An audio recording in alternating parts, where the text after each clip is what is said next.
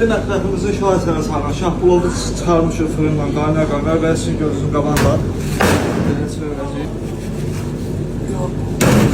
Qıpqırmızı xırsıltılı şahbulovun çıxdı qaynar fırından. Bismillah deyib kəsir. Böyle da.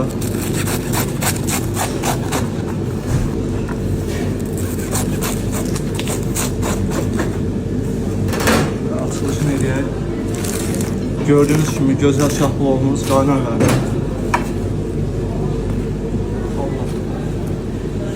Qarası da sapsarı, yağlı. Bu qaydada servis edirik.